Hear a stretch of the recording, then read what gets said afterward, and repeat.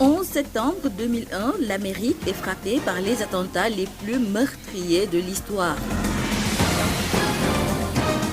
19 terroristes parviennent à détourner 4 avions de ligne et les font écraser sur les tours jumelles du World Trade Center à New York et aussi sur le Pentagone.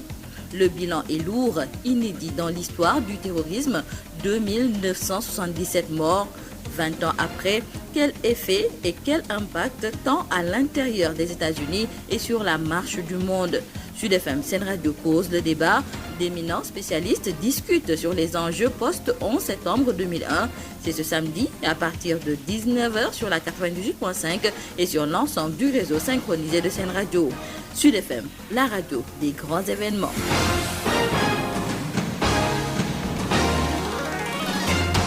Mesdames, Mesdemoiselles, Messieurs, bonsoir. Page spéciale, retour sur les attentats du 11 septembre 2001. C'était il y a 20 ans. Les États-Unis sont la cible d'une attaque coordonnée et minutieusement préparée par l'organisation djihadiste Al-Qaïda, dirigée à l'époque par Oussama Ben Laden. Elle frappe New York et le Pentagone près de Washington, symbole de la puissance économique et militaire de l'Amérique. Ces deux gratte-ciel empanachés d'une fumée grise et noire sont et restent l'une des images les plus marquantes de ce XXIe siècle. Un autre Boeing kamikaze sur le Pentagone, puis d'un quatrième appareil, s'écrase en rase campagne en Pennsylvanie, alors que les tours jumelles s'effondrent l'une après l'autre dans un tsunami de poussière et de gravats ont fini de causer l'émoi. Attentats les plus meurtrières de l'histoire avec près de 2977 morts et 6000 personnes blessées. Quel effet et impact tant à l'intérieur des États-Unis et sur la marche du monde? Pour en débattre, nous avons comme invité ce soir Dambabou, notre correspondant permanent à New York, mais également Bakary Samb d'Institut Timbuktu et Babacar Diouf, le colonel Babacar Diouf, retraité de l'armée de l'air. Nous aurons également Idriss Seydoudia. Idriss Seydoudia est journaliste. Oui, il était présent ce 11 septembre en train de travailler, préparer le journal. Nous l'aurons en termes de témoignages dans ce débat. Messieurs les invités, c'est un plaisir de vous avoir autour de moi. Merci d'avoir bien voulu accepter notre invitation. D'abord, colonel Babacar Diouf, merci. Merci à vous aussi, merci infiniment. Oui, en ligne, Bakary Samb, Bakary, merci. Également, Dame Babou, Dame, bonsoir. Et Idrissa Seydou Dia, c'est un plaisir de vous avoir. Bonsoir, Doyen Dia. Babacar Diouf. Vous avez donc suivi le décor est campé avec ce 11 septembre 2001. Cela s'est déroulé aux États-Unis, la première puissance qui a été attaquée, les deux jumelles atteintes. Aujourd'hui, avec le recul, 20 ans après, que retenir? Mais je retiens la réaction que tout le monde a eue dans le monde. Je crois que pour une fois, tout le monde était pour les États-Unis. Tout le monde se sentait en empathie avec les Américains. Je me souviens d'un jour, le président Kennedy qui était à Berlin pendant le truc qui disait « Ich bin ein Berliner ». Ce jour-là, je crois que nous étions tous des Américains. C'est un drame qui a ouvert les yeux sur le phénomène du terrorisme. Parce que du terrorisme, il y en a toujours eu. Mais différentes formes. Il y avait le terrorisme de la bande à Badr, donc tous ces terrorismes entre l'Europe, le Moyen-Orient, les groupes d'extrême droite, d'extrême gauche, oui, ça on avait l'habitude. Mais là, on voyait ce geste au cœur de la première puissance mondiale. Du point de vue symbole, ça traduit quoi? Ça traduisait, si vous voulez, un geste, un acte qu'une organisation a voulu poser. Parce que c'est ça l'histoire. Oui. Le 11 septembre, il faut remonter en amont pour tomber sur la première guerre du Golfe. Il faut remonter à la première guerre du Golfe et même avant la première guerre du Golfe, à la guerre en Afghanistan. Oui. C'était un mariage de raison à l'époque. Le mariage de raison a rencontré un problème. C'est le maintien des forces américaines en Arabie Saoudite. Où Oussama Ben Laden avait dit, nous, avec nos moudjahidines, nous allons protéger l'Arabie Saoudite. Mais le roi, contre l'accord de sa famille, a vu ce que Cheney lui a montré, des photos satellites. Et il a décidé. Et on lui a promis, nous ne cherchons rien ici, nous repartons après. On a planté les germes là-bas. Et justement, on reviendra avec vous parce que pour rappeler à nos auditeurs que vous êtes pilote à la retraite, on aura l'occasion justement d'analyser en profondeur ce que cela traduit en termes d'enjeux par rapport justement à l'aviation. Alors oui, colonel, en tant que pilote, que les États-Unis, première puissance mondiale, justement soient surpris par de telles opérations. Est-ce que c'est un problème justement de défaillance dans l'organisation? Comment analyser aussi cette situation? En fait, on peut poser le problème en termes de renseignement, oui. Mais aussi, il faut le poser en termes des possibles qui sont ouverts à quelqu'un. Vous savez, je vous raconte une chose. J'étais aux États-Unis, je finis un stage, je vais à l'aéroport, je prends l'avion, je vais jusqu'à New York et je découvre que mon passeport est périmé. Pourquoi? Pourtant, je suis passé par un aéroport. Il n'y avait pas de contrôle à l'époque. Aux États-Unis, le droit, vous avez votre driver's license, votre permis de conduire, vous faisiez tout avec les vérifications d'identité qu'on connaît dans certains pays. C'est un pays de liberté. Oui, oui et oui. Et donc, quelque part, c'est le salaire de la liberté. Et c'est après ça que les choses ont drastiquement changé. Et donc, ça vous montre, bon, est-ce qu'ils ont eu raison ou tort? Ça, c'est une autre question, c'est un autre débat. Mais il me semble vraiment qu'ils ont profité des failles que la liberté offre pour perpétrer quelque chose qui a une portée mondiale. Et c'est peut-être ça qu'ils ont voulu faire. Ils l'ont payé, mais je crois aussi que quelque part, au bas de la ligne, les États-Unis l'ont payé un peu aussi en termes de... en tant que puissance systémique. Il ne faut pas oublier qu'à l'époque, la seule puissance qui existait réellement, on l'appelait l'hyperpuissance, c'est pas pour rien. Oui. À partir de ce tact, c'est le général de Gaulle qui disait que l'histoire, c'est la rencontre entre un homme et un événement.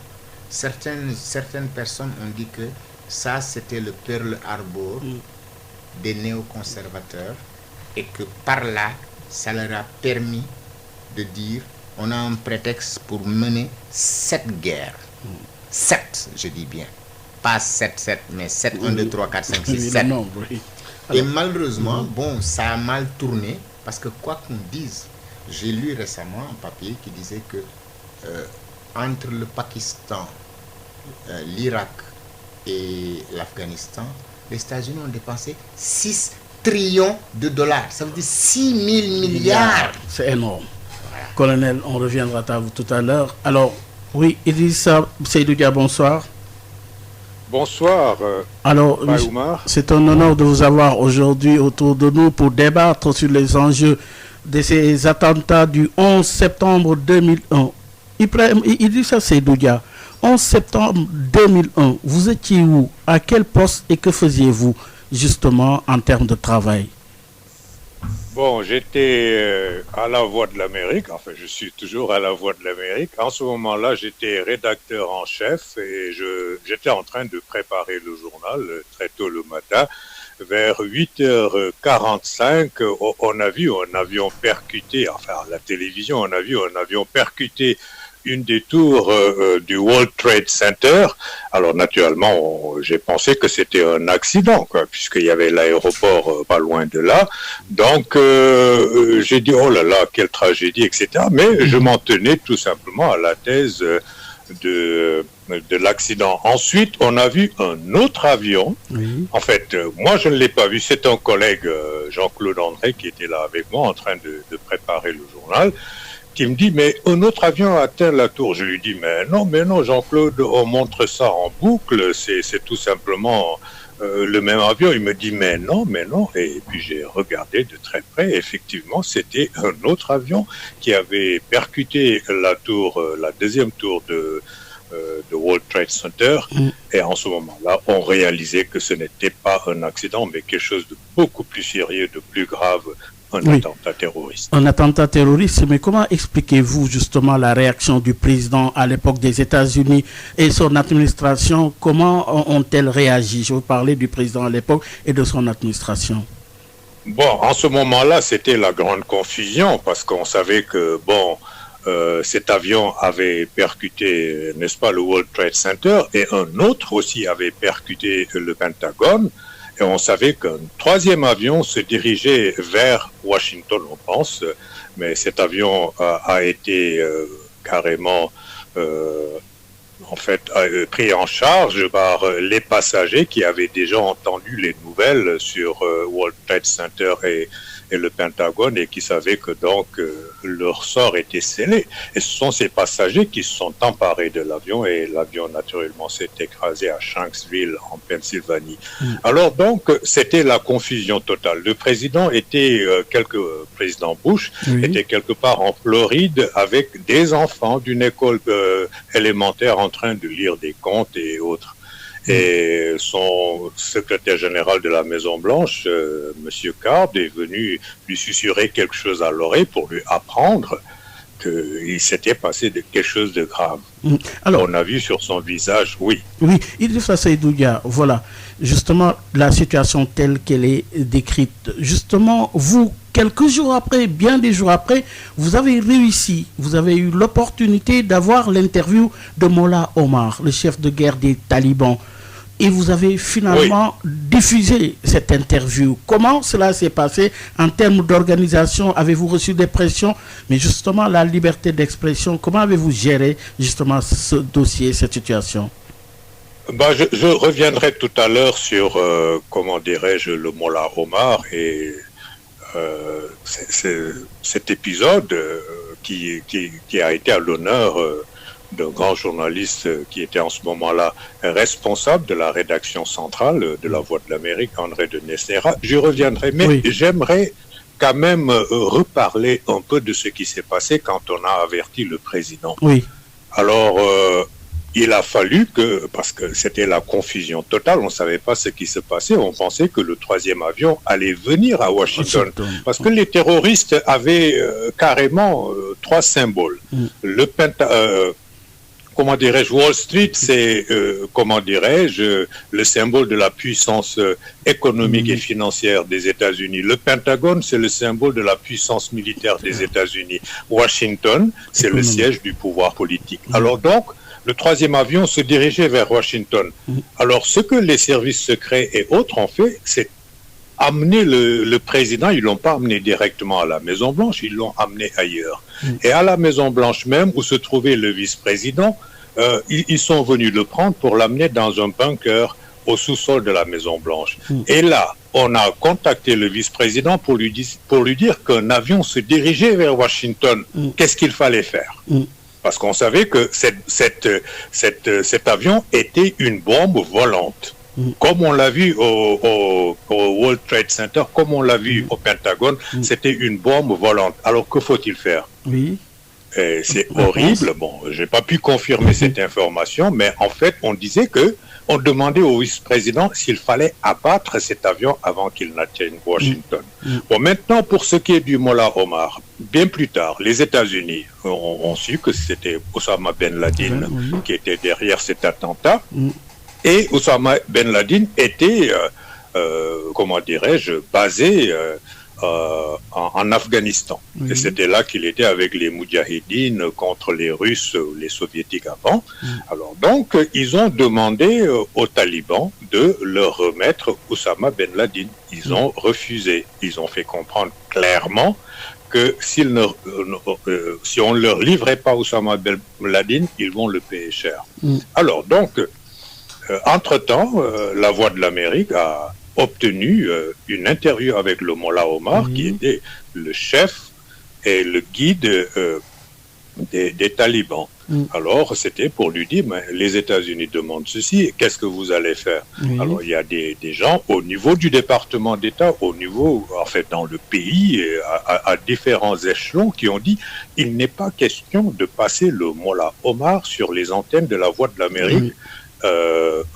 Une radio qui est financée, bien qu'elle soit indépendante, qui est financée par le gouvernement américain, le contribuable américain, utilisait donc cet outil pour lui donner un forum. Il n'en est pas question. Mais André de Nesnera, qui était en ce moment-là directeur de la rédaction centrale de la Voix de l'Amérique, a dit, mais non, il fait partie intégrante de cette histoire. On lui demande une chose, voici sa réponse, voici ce qu'il en pense, on passe ça. Alors, malgré les pressions, il a tenu bon et on a passé cette interview. Bien plus tard, c'est l'ironie du sort, André a été reçu au département d'État et on lui a donné une récompense pour son courage. C'est extraordinaire, hein, la liberté d'expression. Oui, vous avez su quand même sauvegarder un des principes du métier du journaliste, c'est la liberté d'expression. Effectivement. Et c'est grâce aussi à des gens comme André qui y croient et qui y croient sérieusement. Il n'a pas cédé aux pressions politiques et autres. Oui, vous restez avec nous, Idrissa Seydou Dia, journaliste témoin des faits. Dambabou, bonsoir. Bonsoir. Oui, vous avez suivi le témoignage de Idrissa Seydou Dia. Alors, Dame, vous, en termes d'impact et effet, justement sur la politique intérieure des États-Unis, qu'est-ce que cela donne en termes d'effet et d'impact? Je crois que le colonel Diouf a utilisé tout à l'heure une expression intéressante quand il dit que les États-Unis ont payé le prix de la liberté. Parce que si vous vous souvenez, ces attentats, leur efficacité à l'époque n'avait d'égal que leur simplicité. Imaginez, ce sont des jeunes qui sont supposés être des étudiants qu'on envoie aux États-Unis, malgré qu'ils font leur activité au nom de l'islam. On leur dit, il faut qu'on voit tous les jours boire de l'alcool, il faut qu'on voit avec des femmes qui ne sont pas vos femmes, etc., pour ne jamais donner de la suspicion. Et le jour de l'attentat, d'une simplicité mais d'une efficacité effarante, parce que ils ont choisi des vols qui doivent quitter la côte est pour la côte ouest. Cela veut dire donc de gros avions avec des tonnes de kérosène à l'intérieur, ce qui amplifie l'impact sur les tours et sur le Pentagone. Et éventuellement, il allait le faire à la Maison-Blanche ou ailleurs à Washington. Ce sont ces jeunes-là qui entrent dans les avions sans armes ni bombes. Et ce qu'ils font, ils prennent simplement les couteaux destinés avec les repas qu'on donnait aux voyageurs pour égorger l'équipage et prendre le vol. Ils ont fait des coups d'aviation. Ils n'apprenaient autre chose que pour changer la direction d'un avion et comprendre la cartographie pour atteindre ces cibles. Ça a été minutieusement préparé. Oui. C'était très bien préparé et simple et personne ne pouvait soupçonner. Même après des années, même 20 ans après, on dit qu'il n'y a qu'un seul agent du FBI, le Federal Bureau d'investigation, qui avait alerté pour dire que j'ai vu un jeune homme dans une école d'aviation qui n'apprend autre chose que juste comment changer le trajectoire. Dame Babou. Et ça, j'ai peur que vous l'utilisez comme une bombe. Dame, oui, Idrissa. Oui, je voulais dire justement que Dame a bien raison de parler de ce monsieur. Il s'agit d'un Français d'origine marocaine, Zacharias Moussaoui, et qui a été attrapé par la suite. Il a été jugé et condamné à la prison à vie. Oui. Dame, alors il disait clairement, et ça a mis la puce à l'oreille à cet agent du FBI. Il a dit carrément, je ne veux apprendre qu'à décoller. Je ne veux pas savoir comment on atterrit, ça ne m'intéresse pas. C'était clair dans la tête de ces auteurs. Hein? Oui, mais on ne savait pas pourquoi il voulait justement n'apprendre qu'une chose dans le pilotage d'un avion. C'est incroyable. Ça veut dire qu'ils avaient bien préparé avec des objectifs clairs, Dame. Absolument. Donc, alors, oui. Dame, oui. Donc, c'était ça. Oui. Et cela a changé profondément la question de la liberté à l'intérieur des États-Unis. Vous vous souvenez, c'est un pays jusqu'à présent où le gouvernement fédéral n'a même pas le droit d'éditer des cartes nationales d'identité. La pièce d'identité était considérée comme un moyen de contrôle d'un État policier. Il n'y avait pas de ministère de l'Intérieur depuis la création de ce pays. Mais maintenant, après, on a eu le Homeland Security qui a amené beaucoup de restrictions en termes de la liberté. Et il faut essayer de voyager aujourd'hui dans un avion dans le monde entier pour voir comment les effets de ces attaques sont profonds à l'intérieur des États-Unis. Et beaucoup d'autres restrictions. Et comme le colonel Diouf le disait tout à l'heure, l'extrême droite des États-Unis qui est issue des VASP, les blancs ou pauvres dans le monde rural, etc., dans le milieu pauvre, ont renforcé justement ce caractère plus ou moins politique. Oui, mesdames, est-ce que ça veut dire... Est-ce que des ressorts aussi solides? Si les États-Unis n'avaient pas de ressorts aussi solides, ils deviendraient un État policier. Oui, mais est-ce à dire, Dame, pour prolonger la réflexion, est-ce que c'est ce qui pourrait justifier justement l'arrivée de ce président dont vous connaissez le nom? Bien sûr, nous connaissons tous le tout dernier président, effectivement. Cela a consolidé bien que les tendances profondes étaient là, du revirement ou bien d'un retour aux sources d'une Amérique qui était une Amérique raciste, qui était une Amérique esclavagiste, donc qui avait des groupes de pression énormes. Donc, probablement les attentats et ce qui s'en est suivi après ont fermenté effectivement ces tendances-là qui nous ont donné un certain Donald Trump. Un certain Donald Trump. Alors, Dambabou, vous regardez la ligne justement avec Bakary Samb. Bakary, bonsoir. Vous avez suivi justement les premières réactions. 20 ans après, Bakary Samb, qui l'aurait imaginé alors que les attentats résonnent encore aujourd'hui, les Américains décident de se retirer d'Afghanistan. Oui, c'est dans le terrain aux talibans qu'ils étaient pourtant venus combattre au lendemain de ces attaques. Oui, Bakary Samb, quelle signification donnez-vous à ce retrait des troupes américaines d'Afghanistan? Merci, Omar. Je crois que le 11 septembre a marqué véritablement la géopolitique et l'évolution des relations internationales, mais aussi la question de la sécurité de manière générale. Je profite pour saluer le colonel Babacar Diouf, qui est féru de géopolitique, un de ces personnalités militaires dont nous sommes très très fiers. Et donc je salue aussi Dambabou, Dia de la Voix de l'Amérique et les autres débatteurs qui sont là avec nous. Mais je crois qu'en quelque sorte, 20 ans après, cela se solde par un retrait d'Afghanistan. Ça a l'air d'abord de tout ça pour ça, ou bien on peut l'interpréter autrement en gardant à l'esprit que les Américains se sont rendus compte de l'erreur monumentale qu'ils ont commise en croyant que le terrorisme pourrait être vaincu par des solutions strictement militaires. Je ne dis pas qu'elles sont inutiles, mais elles sont insuffisantes.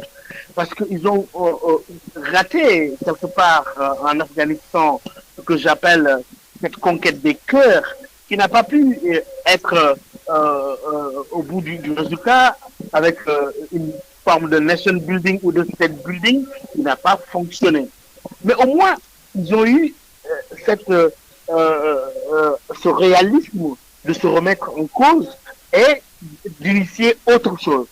Mais un peu trop tard, quelque part, on se demande, est-ce que les Américains ne devraient pas commencer par là où ils ont terminé, c'est-à-dire essayer de comprendre, essayer de mettre en avant la prévention, etc. Mais on a vu que le battle-guérisme à la Bush a poussé véritablement les États-Unis dans une aventure militaire avec leurs alliés de l'OTAN et d'autres, et in fine, on se retrouve 20 ans après avec la même situation. C'est exactement ce qu'on trouve aujourd'hui au Sahel, c'est exactement ce qu'on voit aujourd'hui dans d'autres contrées où le terrorisme fait rage. Mais il y a une question très importante. Aujourd'hui, ce retrait d'Afghanistan, malgré le réalisme dont j'ai parlé tout à l'heure, quand même, inaugure un précédent. C'est-à-dire que la question que je me pose, en tant qu'expert travaillant sur les questions d'extrémisme violent et de terrorisme, c'est quelle sera désormais la crédibilité de la lutte contre l'extrémisme violent, de la lutte contre le terrorisme. Si les mêmes puissances occidentales qui avaient mobilisé leurs alliés et leurs partenaires africains dans cette lutte se trouvent à négocier avec ces acteurs eux-mêmes.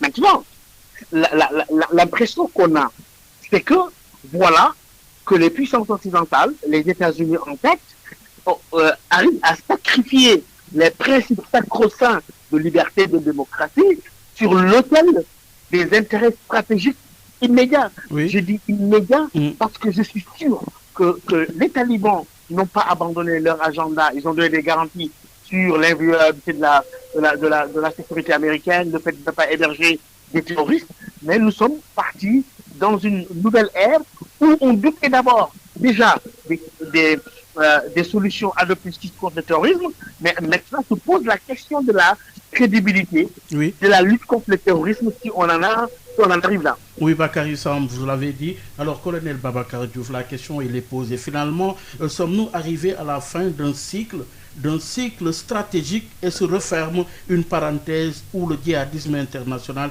était le seul ennemi? Non, justement, je voudrais d'abord, avant rendre le salut à mon ami Bakary Samb, avec qui je travaille souvent, en même temps au doyen Idrissa Seydou Dia, que j'ai beaucoup entendu quand j'étais plus jeune, et en même temps à Dambabou, avec qui j'ai souvent travaillé. C'est vrai, mais je vous écoutais avec beaucoup de passion. Votre nom était sur nos lèvres à tous. J'étais au lycée, etc. Donc c'est un honneur pour moi et un grand privilège de vous rendre cet hommage. Justement, les gens disent, il y a 3 points que je vais faire. Le premier, Tocqueville même parlait des démocraties et de leur qualité, c'est-à-dire la capacité de reposer sur son peuple. Vous avez vu, ils ont frappé l'Amérique, toute l'Amérique a se resserré les coudes, quelles que soient les différences. Ça, c'est un gain de la démocratie. Mais le problème de la démocratie, c'est justement en politique étrangère ou face à l'étranger. C'est là que sa faiblesse peut sortir, parce qu'ils peuvent profiter de tous ces trucs. Vous allez aux États-Unis, vous allez parler comme vous voulez dans les radios, dans les télés et tout ça. Vous ne le ferez pas dans tous les pays du monde. Donc ça c'est une première chose. La deuxième, quand est-ce qu'un siècle commence? Il y a des chocs. Le 11 septembre a marqué, à mon sens, le début du 21e siècle. Mais le 11 septembre a ouvert une série, en fait, qui a été annoncée par différentes choses, différents événements géopolitiques qui se sont passés, l'élargissement de l'OTAN, la guerre au Kosovo, etc., etc. Mais si vous voulez, l'ouverture vers ces 7 guerres dont on parlait, 2003, Irak. Et si vous regardez ce que ça a coûté à l'Amérique, ce n'est pas seulement ces 6 trillions de dollars, c'est son attention et son énergie enlisée dans 2 États, l'Irak et l'Afghanistan, pendant que ses rivaux se sont libérés et ont pu construire chacun de son côté quelque chose, même si pendant la période, la Russie s'était rapprochée énormément des États-Unis à partir de 2001, mais après 2003, les choses se sont dégradées jusqu'à l'arrivée du président Obama, qui, à mon avis, a essayé de stabiliser en disant nous sommes dans trop de fronts, il faut refermer les fronts, réduire nos dépenses, essayer d'augmenter nos ressources pour renverser cette tendance des puissances qui arrivaient. Et malheureusement, ça n'a pas pu se faire totalement malgré une certaine réussite qu'il a connue. Et à mon sens, les événements se sont reprécipités avec la Libye, puis la Syrie, et enfin, le geste auguste, la Crimée. C'est à partir de la Crimée que deux États qui n'égalaient pas la puissance américaine se sont quand même rapprochés suffisamment pour pouvoir équilibrer sa puissance. Oui. Et donc, à partir de 2001, nous pouvons dire qu'on a ouvert un nouveau siècle qui, en moins de 15 ans, nous a fait rentrer dans un nouveau siècle géopolitique. Idrissa Seydou, Idrissa Dia plutôt, Idrissa Seydou Dia, oui, justement, du point de vue géopolitique, l'Amérique, justement, a ouvert beaucoup de fronts en même temps. Est-ce que maintenant, avec Joe Biden, cela se referme pour ouvrir, donner la place aux Américains dans ce qu'ils appellent la politique intérieure américaine uniquement? Le colonel a parlé de l'Irak, et il faut parler de l'Irak parce que c'était une conséquence aussi de cette attaque du 11 septembre, parce que ensuite les États-Unis, en tout cas le président Bush et ce qu'on appelait les néocons, dont le vice-président Dick Cheney, étaient convaincus que Saddam Hussein, enfin il le disait en tout cas, avait des armes de destruction massive, et que si de telles armes tombaient entre les mains de terroristes, alors là, si on a vu ce qui s'est passé le 11 septembre, les conséquences seraient peut-être de la dimension de Hiroshima ou de Nagasaki, etc. Donc, ils sont allés là-bas, et bien entendu, il n'y avait pas d'armes de destruction massive, etc. Bon, de nos jours, ils sont retirés, et le président Biden a été très clair. Je crois que même sous le président Barack Obama, Biden était de ceux qui voulaient un désengagement des troupes américaines. Il estimait que, on a atteint un certain objectif, maintenant il faut partir. Dans le cas de l'Afghanistan, l'objectif était très clair, c'était se débarrasser d'Oussama Ben Laden. 10 ans après, il a été tué au Pakistan. En ce moment-là, on aurait dû en profiter pour partir. Dambabou parlait de la construction d'une nation.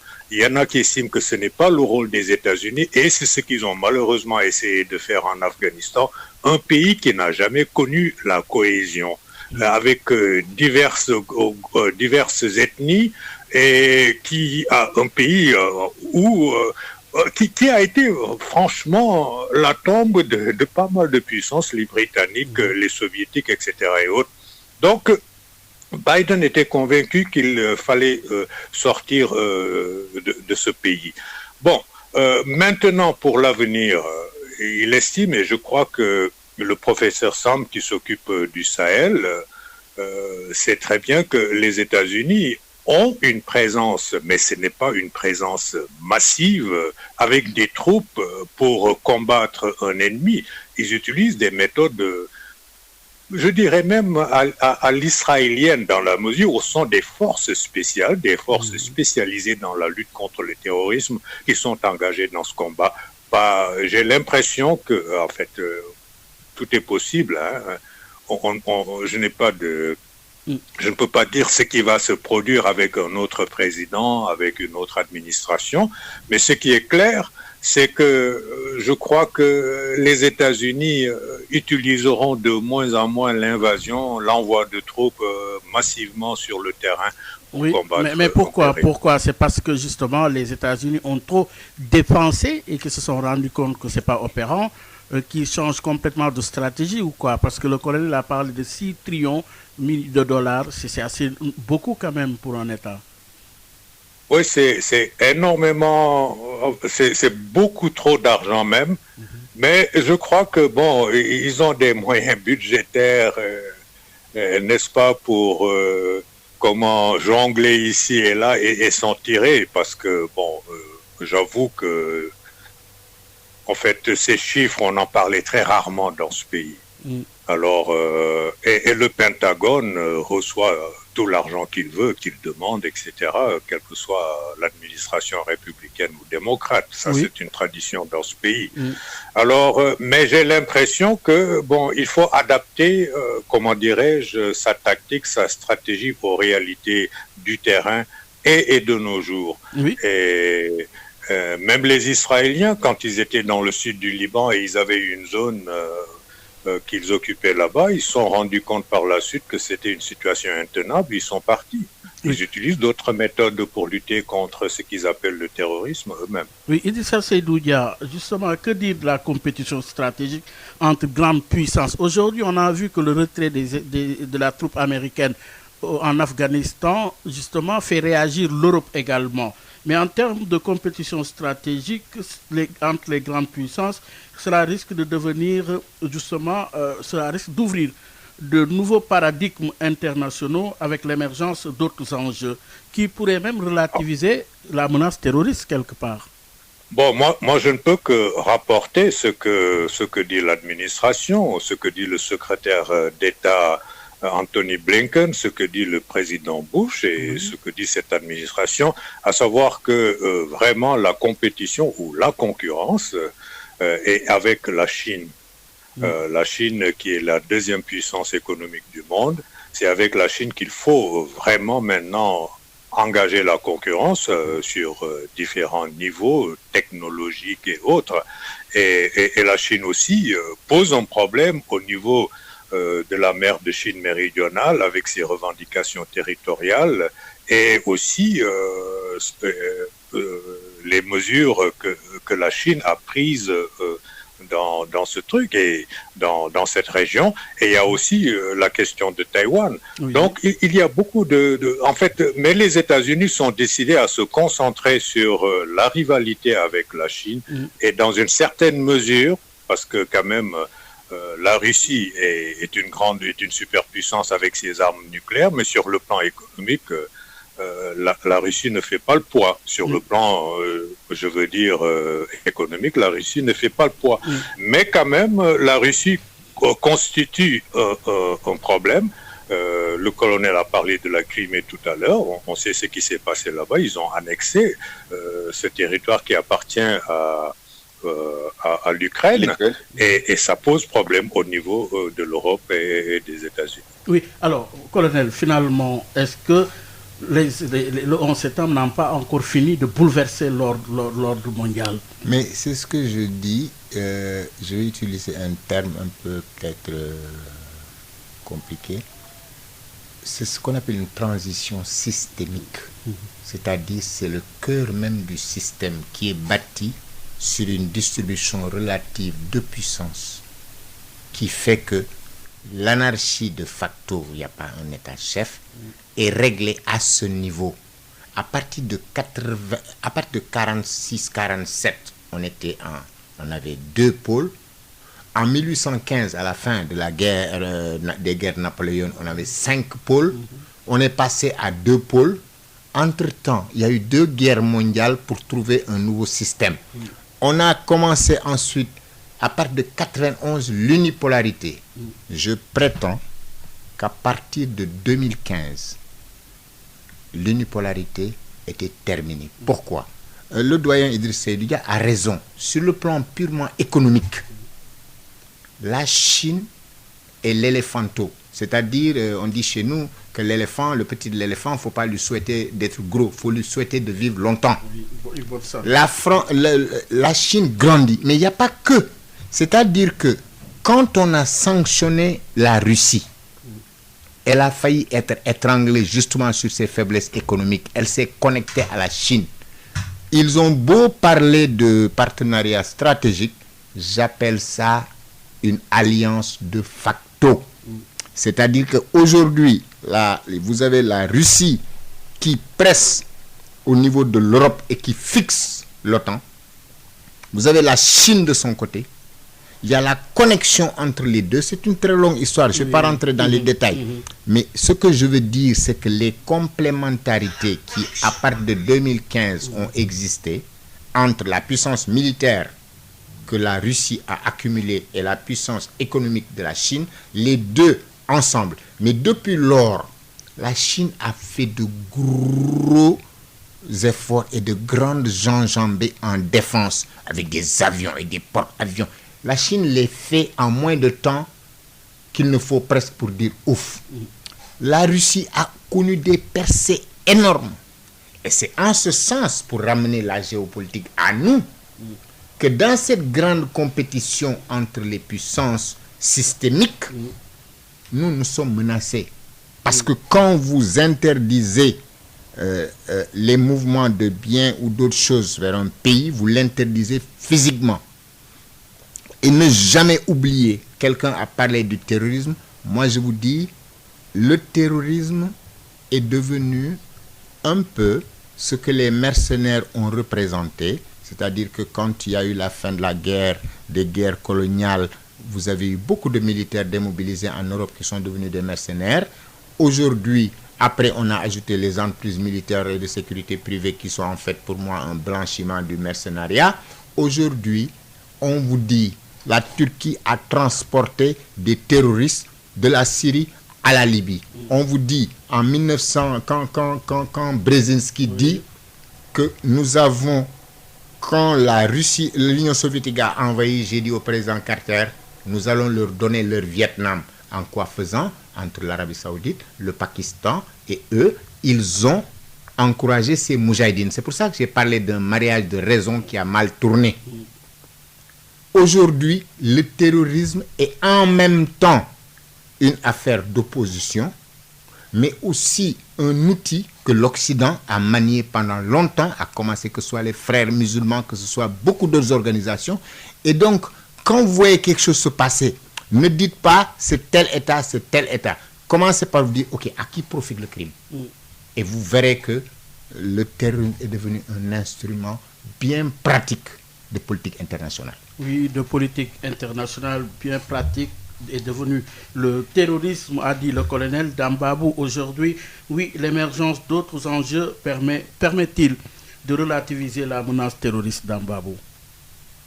Moi, je pense que effectivement, ce qui s'est passé, comme on dit, le colonel pourra me rectifier si je me trompe d'expression, c'est que les généraux préparent toujours pour la dernière guerre, non la guerre à venir.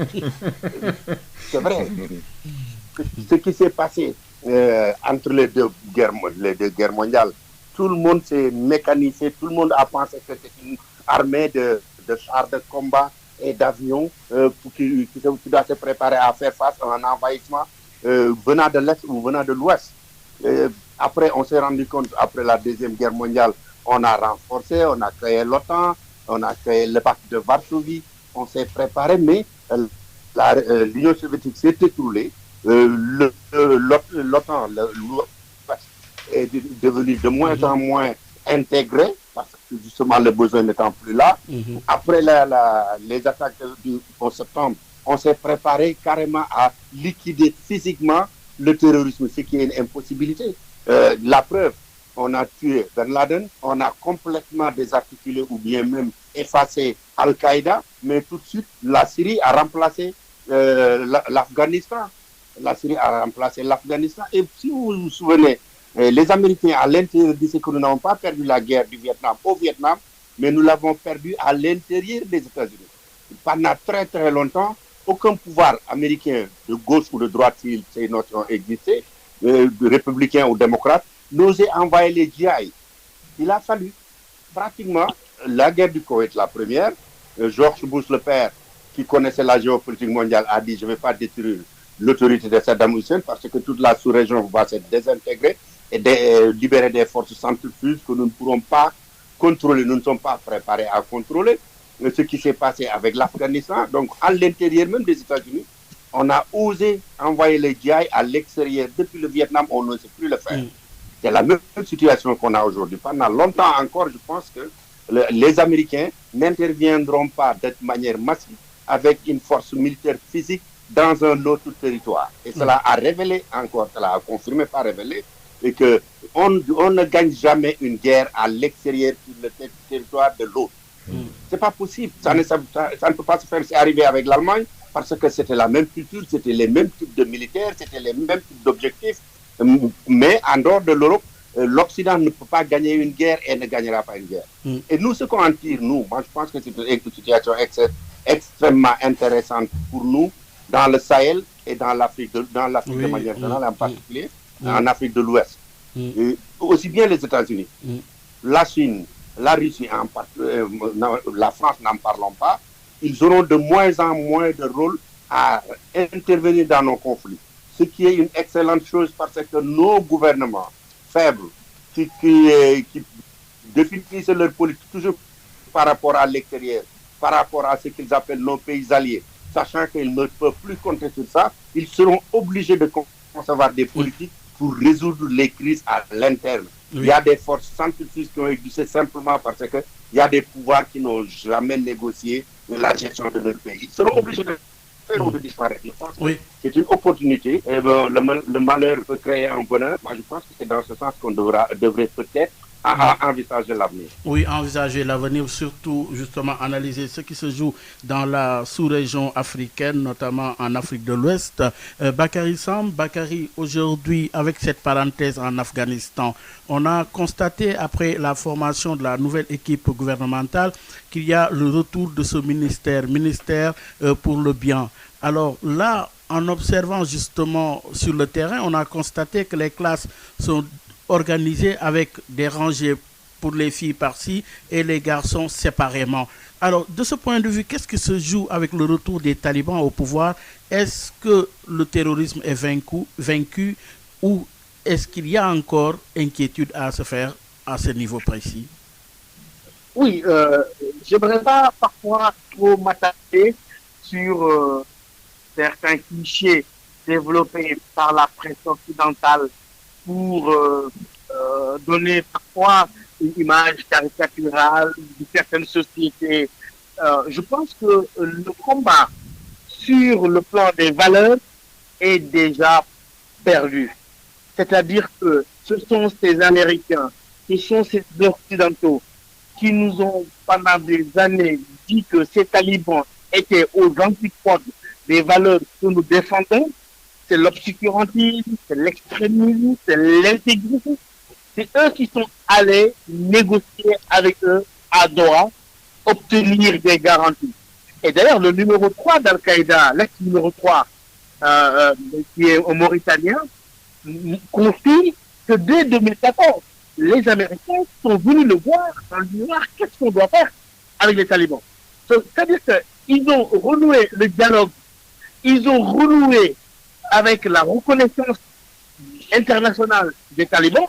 Récemment, chez nous d'ailleurs, deux mouvements islamiques se sont engouffrés dans cette brèche pour signer au communiqué de félicitations aux talibans, ce qui est une première, justement parce que l'Occident tente maintenant de nous vendre une forme de force du djihadisme qui serait faite de talibans modérés qui auraient renoncé à leurs principes, alors que non, ils ont donné des garanties seulement à ces pays-là.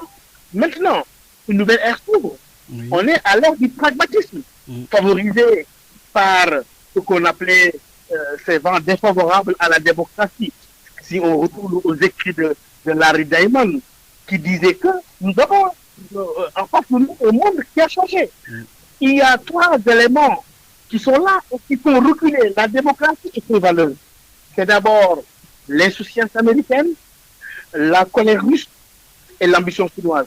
Aujourd'hui, en Afghanistan, ce qui a pesé véritablement sur la balance, c'est la nouvelle donne, qui est la Chine.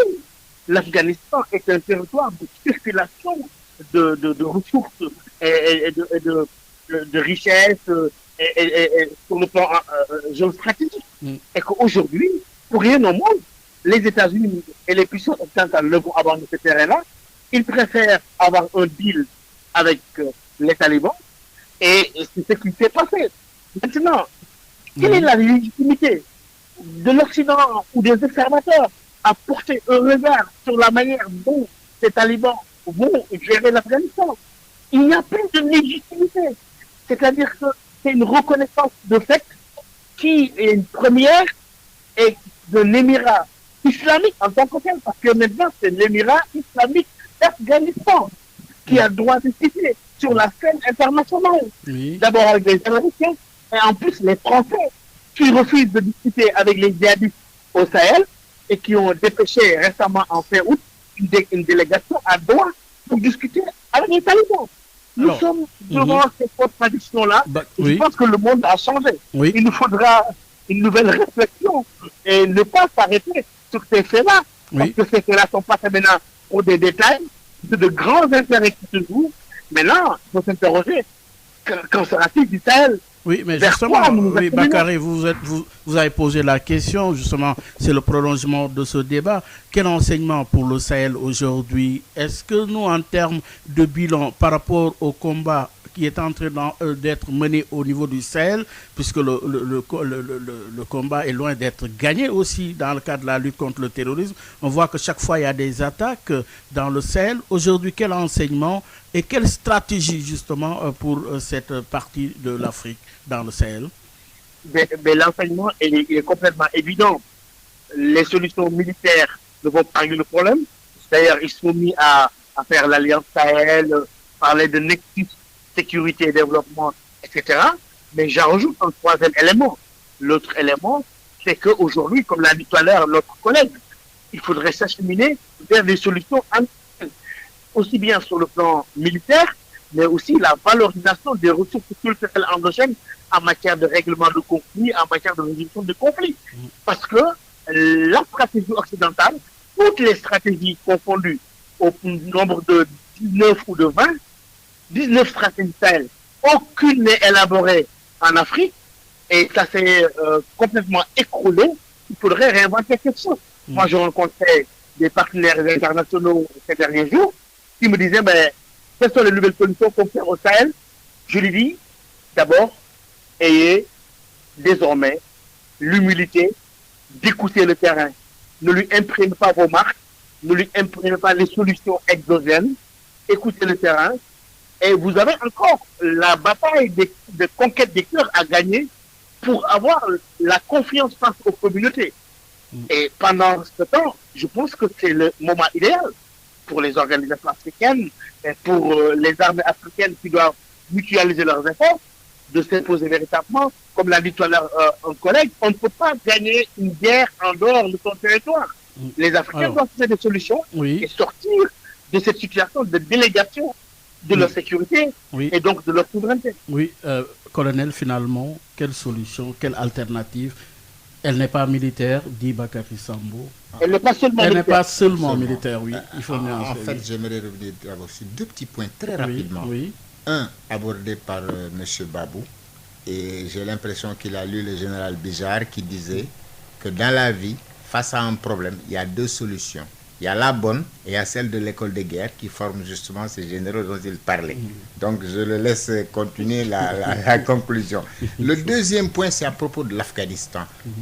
La géopolitique regarde la géographie, la carte. Et quand vous regardez la carte, il y a un lien qu'il y a entre Djibouti, Gwadar au Pakistan, Chabahar en Iran, la route qui permet à la Chine de ne pas faire passer ses biens par le détroit de Malacca que quelqu'un peut bloquer. Cette ouverture-là qui va sortir vers le Xinjiang, c'est une ouverture où il faut rester pour pouvoir faire de l'interdiction. Je passe. Maintenant, ça nous ramène à l'État. Charles Tilly, quand il parlait de l'État, a comparé un jour l'État à la mafia en disant finalement, l'État vous raquette, la mafia vous raquette, mais la mafia est plus efficace parce que elle, puisque c'est elle qui vous pose la menace, elle peut contrôler sa menace, alors que l'État, non. C'est la même chose. Il faut juste changer, à mon avis, national par international. Aujourd'hui, où vous êtes capable de vous protéger, où on vous protège. Et celui qui vous protège, ne vous inquiétez pas, il va vous racketter. Il va vous racketter sur vos matières premières, il va vous racketter sur n'importe quoi d'autre, sur le soutien international. Donc, votre intérêt, c'est de revenir à ce qui fait la force de la démocratie. Il l'a dit, les États-Unis, quand il y a vraiment un truc, on se serre les coudes. Nos États devront se réconcilier avec leur population. L'eau là, dans lequel on dit que les guérillas et tout le monde là, c'est comme un poisson dans l'eau. Il faut soit vider l'eau, et donc le poisson meurt, donc déplacer des populations c'est difficile. Soit il faut empoisonner l'eau et après fermer. Empoisonner l'eau, c'est s'entendre avec sa population. Et ce n'est pas seulement possible à l'échelle d'un pays. C'est-à-dire que la CEDEAO je trouve, je le dis souvent aux gens, on doit considérer que la frontière du Sénégal, de la Côte d'Ivoire, du Bénin, de tous ces pays, commence au nord Mali, se poursuit au nord Niger, à l'ouest du Tchad, ensuite et du Cameroun. Ensuite, ça suit la côte jusqu'au nord de Saint-Louis, à notre frontière avec la Mauritanie. Si nous considérons ça comme c'est ça le territoire du Sénégal, nous serons tous prêts à le défendre, et ce sera ce type de sécurité où nous tous, nous nous y mettons. C'est ça qui est notre solution. Tous ces autres trucs-là, il faut des bombardiers, il faut des trucs. Ces autres-là, est-ce qu'ils avaient des bombardiers? Est-ce que les terroristes ont des bombardiers, ont des tout ça? Non. Ils ont une foi. On peut leur opposer une foi. C'est la foi du nationalisme, c'est la foi du panafricanisme. C'est ça notre clé. Dame, là est le chemin finalement pour boucler. Oui, effectivement, moi, je suis tout à fait d'accord. Regardez, quand la France a dit qu'il suspendait les opérations Barkhane, il y a eu moins d'attaques de terroristes durant toute cette période, durant toute cette petite interruption. Et quand la France a dit qu'elle partait, personne ne lui a demandé de ne pas partir. Elle s'est rendue compte que c'est elle qui va être absente.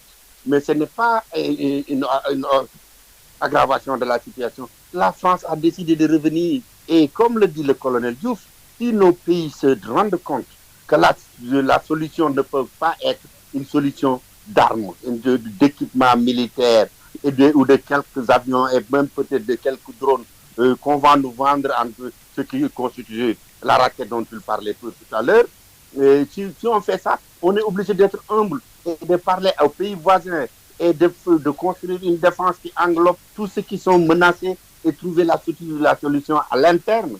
Je pense que c'est ça peut-être l'avantage de la situation actuelle. Ceux qui sont censés nous protéger n'ont même plus les moyens d'être avec nous. À plus forte raison nous protéger. Et une manière ou une autre, ils vont trouver des prétextes pour partir. Et je pense que ce serait une très bonne chose. Parfois, vous savez, quand on était au Dara, et deux jeunes talibés qui se battaient tous les jours, on les amenait à ce qu'on appelait le terrain à Tétoy. On vous laisse là vous battre pendant des heures et des heures jusqu'à ce que vous souhaitez réellement qu'on vous sépare. Et finalement, vous ne vous battez plus. Je pense que nous, c'est une opportunité. Le fait que l'Occident a encore une peur bleue avec ce qui s'est passé en Afghanistan et en Irak, et que l'intervention de l'Occident pour longtemps encore, bon, il est vrai que ça peut revenir, mais pour longtemps encore, l'intervention de l'Occident ne pourra plus être un élément sur lequel nos pouvoirs locaux qui s'agrippent à des petites portions de pouvoir n'auront plus la possibilité de compter sur ces interventions-là. Et je pense que c'est une voie de salut pour eux. Pour alors, Dambabou, merci. Alors, Idrissa Seydou Dia, pour boucler, Idrissa, le président Joe Biden donc, commémore le 11 septembre en se rendant sur chacun des sites où des avions se sont donc écrasés pour marquer l'événement, c'est cela? Oui, il s'est rendu là-bas et ses prédécesseurs aussi ont marqué l'occasion par des appels à l'unité, rendant hommage aux victimes de cet attentat, et d'aucuns se disent peut-être ça montre que l'Amérique peut encore retrouver l'unité parce qu'elle a été battue en brèche depuis au moins 5 ans. Nos amis y faisaient allusion tout à l'heure. Et là, bon, ils ont parlé d'une même voix en rappelant que c'était une tragédie qui avait frappé toute l'Amérique. Et justement, même de ce point de vue, il a souhaité déclassifier. Oui. Si je peux me permettre, effectivement, on faisait allusion. Vous avez dit ses prédécesseurs, George Bush et tous les autres, mais l'un des prédécesseurs dont on fait allusion a dit que si l'Afghanistan était dirigé par le général Lee, un esclavagiste, un raciste, dont on a dégagé les statuts, on n'en serait pas là. Oui, il faut préciser que, bon, comment dirais-je, à Richmond, la capitale de l'ex-sud raciste, sécessionniste, etc., on a déboulonné finalement la grande statue, la gigantesque statue du général Lee qui commandait les forces sécessionnistes et sudistes pendant la guerre de sécession. Alors, bon, lui, il a toujours défendu ce genre de choses et enfin, il a toujours défendu général Lee et les autres statues, il faut les garder et autres. Et les gens lui ont rappelé que, en fait, le général Lee n'a jamais gagné la guerre. Il a perdu la guerre. Alors, comment est-ce qu'il aurait pu gagner en Afghanistan s'il a perdu face aux forces nordistes? Voilà. Alors, nous sommes arrivés au terme de ce débat. Alors, il dit ça, une dernière question. Joe Biden, qui justement souhaite déclassifier les documents sur le 11 septembre. Qu'en pense le journaliste que vous êtes? Bah, écoutez, il faut toujours la transparence dans tout. Bon, il y a les lois qui font que souvent certaines informations, certains secrets doivent être gardés pour préserver justement les relations avec des pays, pour ne pas les nommer comme l'Arabie Saoudite, n'est-ce pas? Parce qu'il y a beaucoup de gens qui ont fait allusion au fait qu'il y avait beaucoup de Saoudiens parmi les terroristes. Bon, bien que leur chef fût un Égyptien, là, Mohamed Atta, mais Oussama Ben Laden est d'origine saoudienne et la plupart des terroristes qui étaient impliqués dans cet attentat du 11 septembre venaient d'Arabie Saoudite. Alors donc, il est très facile de passer d'un point à l'autre, quoi. Voilà, merci beaucoup. Idrissa Seydou Dia, qui est journaliste, ça a été un plaisir, Idrissa, de partager avec vous ces réflexions sur le 11 septembre. En tout cas, un grand merci. Merci beaucoup à vous aussi. Merci également au colonel Babacar Diouf. Colonel, merci. Merci à vous aussi. Dame Babou, grand merci, dame. Et également Bakary Sambou, ça a été un plaisir en tout cas pour discuter de ces questions à enjeu. On aura l'occasion de poursuivre le débat. Merci de nous avoir suivis pour cette page spéciale et justement un grand bravo à l'équipe technique. Gardez l'écoute, les programmes se poursuivent sur la 98.5.